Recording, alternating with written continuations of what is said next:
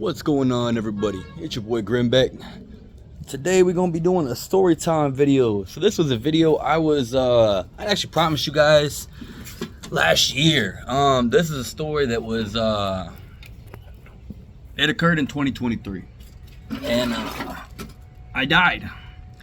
So I'm on my way to work. At this time, I'm working in a kitchen somewhere. Let me rewind just a little bit. So I guess purpose of me making this video is just to share with you guys my experience, what I saw when I was not here anymore for a second, and then what happened after that through the lens of voodoo.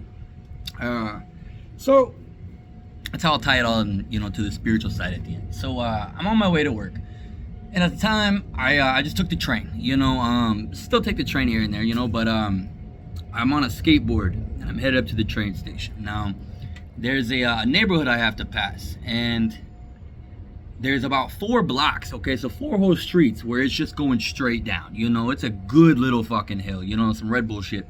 And I haven't skated in, at that time, in fucking 12 years. So I was like, fuck it, I got it. What the fuck could go wrong? And well, it went wrong. Excuse me.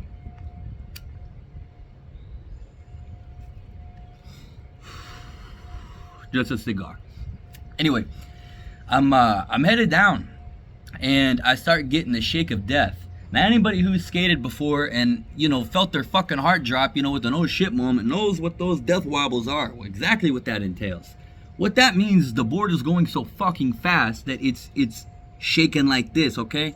Now you control the skateboard like this with your feet. Now you do anything like this, you're wiping the fuck out. I promise. Listen. So I'm getting to the end of it, and I actually did pretty good. I give myself credit. I got all the way down towards the end, but there was a car right behind me that was so fucking impatient. We're in a neighborhood, motherfucker. It's 25. You feel me? So I'm like, he can wait, dude. Fuck this dude. I'm going 40 on a skateboard, bro. Why are you on my ass right now? And so he gets up next to me, and the last thing I remember was like hitting a sewer drain in the car right next to me, and I don't remember nothing after that. I remember looking out at my body. Everything got real warm, right? Really, really warm. Everything was black, but everything was real warm, okay? And I died at a crossroads. So at the end of this 3-story little drop, there's an intersection like this. I died right here. And I remember looking out at my crumpled fucking body like, oh shit, dude, it's not supposed to do that. I don't know where I'm at, but this is not normal, And so, like I said, everything was real peaceful. I remember feeling an end to all of my problems, all of the personal things that I dealt with day to day, the work life, the stress, the not knowing, the uncertainty of life, death, and love, and all the things in between. There was a conclusion. There was closure, with everything. Even though I didn't have the answers, like we were sitting here talking, and an explanation to all my problems and why shit happened, there was closure. It's hard to explain. It was an understanding, if that makes sense. The closest thing I could explain it to is DMT, without all the visuals. It's not all the visuals. It wasn't all that. I saw 2 roads and there was smoke, and that was all I saw, and my body. And what I mean by the comparison with DMT in this is, when I've taken DMT, there's information that I've received without being told. You just kind of know. It's hard to explain. If you know, you know. And so I just kind of knew that there was closure, that, this is the way the spiritual world works. It's slow. The time is not the same. It's not the same. Things are very, very different, than our minutes, seconds, and hours here. And I remember I didn't want to come back in my body. I was like, no, dude, this is sweet. I'll chill here for a little while. This is nice, And something said, once again, not telling me, but giving me the understanding, bestowing this understanding on me that you have to go back. You have to. You're not done here. You have to go back.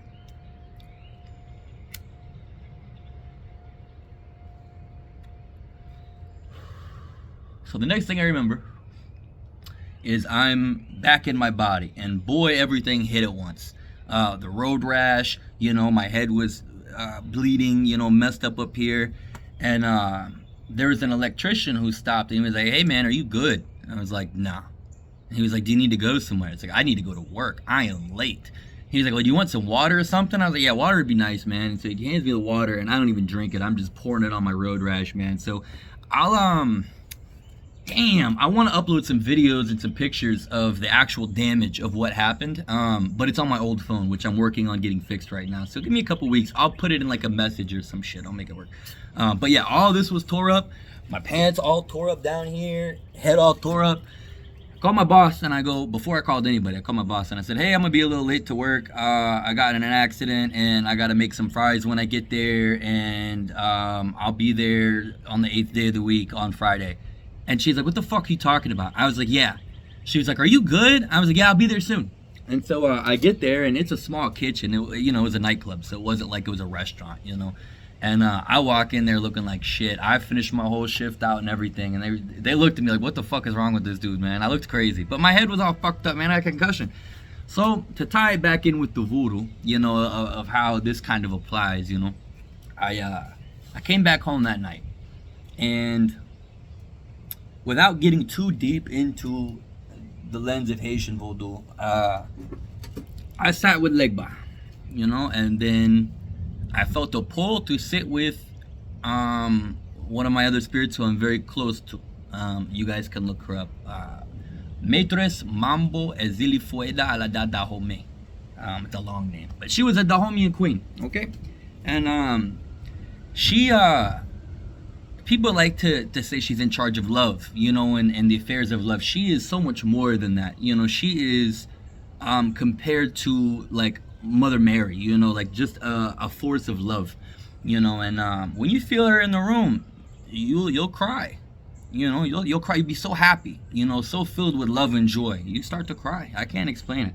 You know, that's the strongest love I've ever felt in my life. I was with a girl for 8 years. Y'all know Kara. I was with a girl for 7, 8 years. The love was not as pure as what I feel with this, you know, not as pure. And so I could feel her sitting on top of me. I'm almost shaking because she's so close to me. And I could feel her doing things to my head, you know, and she's taking stuff and telling me to do things, you know, for my head. So I did everything she told me. And I wake up the next day and I don't have a fucking concussion. Concussion gone. No concussion. Everything here healed way quicker than it should have. I still have scars, you know, but it healed way quicker than it should have, you know.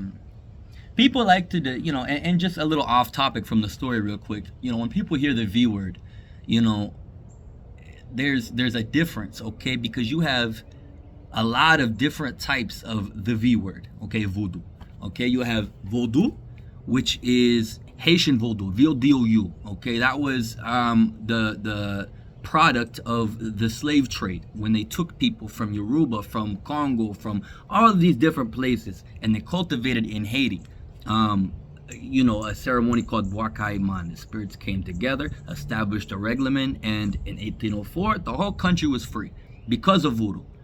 If that's evil, I tell people I'll be evil. It's okay. Then you have voodoo, where a lot of this actually began, where a lot of this started before the slave trade and the cultivation of people, and ideas and religious patterns. Voodoo comes from West Africa, specifically Benin. And it goes way back. It's once again different from what I practice. And then you have voodoo. Okay, y'all notice how I said that shit as white as I could? Voodoo, okay? You got voodoo. Now that's that New Orleans shit, all right? And there's nothing wrong with it. I say that like that, but it's not to denote it or to minimalize it. It is still a practice. It was developed more in culmination with hoodoo, which is root work, conjure, you know, working with the land and the things around you. Because when the slaves got here, they couldn't take the leaves and the sticks and the plants and the things that they had in Africa. They didn't have those, you know, when they got over here in the South. There were similar things, you know, in Florida and places like this, once again, where this is very common, Louisiana, New Orleans, you know. But it's less of a religious structure, voodoo, and more of a magical practice, okay? That's where you get Marie Laveau, that's where you get the voodoo dolls and, you know, things like the concepts like this. Haitian voodoo doesn't really implement as much of the voodoo doll. You still see it, but the uses are very different, and the application, you know, how the medicine is administered and applied to a situation through the use of a voodoo doll is very different than voodoo. So, not to get too off topic, man, I just wanted to share that real quick and explain that I have seen so much more positive experiences in Haitian voodoo than negative. You know, there's good and bad people in all religions. I tell people with Christianity, you have the Westboro Baptist Church, you know, who marches on the graves of dead Marines who fought for their freedoms to do so. You know, despicable people. You know, you have the Church of Scientology. I don't know, you know, any good ones. There's good and bad people in all religions is my point, you know, and same with this. You know, there are people who are going to take things like this and do terrible things. It's who they are. It's not what the system is. That's who they are. You know, the same way people take Christianity, you know, and under the guise of Jesus and God, do horrible things to people. It's the same thing here. Under the guise of the Loa and under the guise of voodoo and these things, they do terrible things to people. That is not voodoo. You know, there are parts of voodoo because of how it was born, you know, through the slave trade and through oppression and revolution. The French had guns and all types of things and were raping and killing people. You know, the Haitians had the machete. That's all they had was a machete. And they took their freedom. It wasn't given to them. They took it. So, with that being said, there is magic to fight, to keep your family safe, to keep people from selling your god brothers and sisters, you know, from having their way with your mother. There is magic for this. But that's not all of what it is. Voodoo is life. Voodoo means spirit. It's not designed for war, to kill and to maim. It's designed to create change. How you decide to create change is, once again, where we have positive and negative workers. I don't like to use the term good and evil or good and bad. It's an oversimplification. You know, these things get complex. You know, once again, there's the line between justice and revenge falls into perspective a lot of times. You know, and so we've got a lot more to talk about, man. I don't want to make this video too long, but you know, from where you guys have seen me last time to where I am now, I'm a very different man. You know, I have lived with my godparent in this religion for over 5 years, and have been involved in the lens of Haitian voodoo for over 25% of my life. You know, I know what I look like. You know, but there's nothing like this. And we'll start making some more videos. I struggle sometimes to come up with topics, and that's where the procrastination comes from as far as the next videos coming out and shit. But you know, story times are easy, man.